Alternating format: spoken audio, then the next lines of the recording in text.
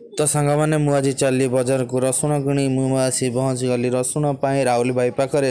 राहुल भाई कहला बाछी दे रसुण तोर जिते नवा कथा नहीं जीव बाछी दे मुझे रसुण बाछी बाछी चलिली रसुण रेट टी कमी रसुण ए बाग आसुनी।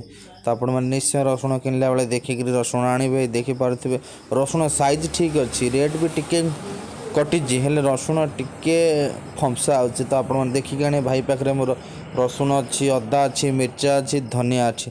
तो आपण मैंने निश्चय जब आसुँच झारसुगुड़ा मार्केट को निश्चय आसतु थे भाई पाखक भाईर कम रेट भाई पाखे सब जिनस मिलूँ आपण मैंने निश्चय आसी मो भाई को करी देखा करंतु एवं सुलभ मूल्य सामान नहीं चली जातु। ये मो रसुण ओजन देदेली भाई कि भाई मोर ये रसुण ओजन करदेला। तो मु रसुण ओजन कर सारापर टुंग टुंग धरी पलि आसी भाई भाई के मोर बाकी रुए यहाँ तो आमर एतिक हो पहचान भाई कह माने बाकी माने किसी ना काली दबा आइले। तो मु भाई कतर रसुण आणिक बाटे बाटे आसी।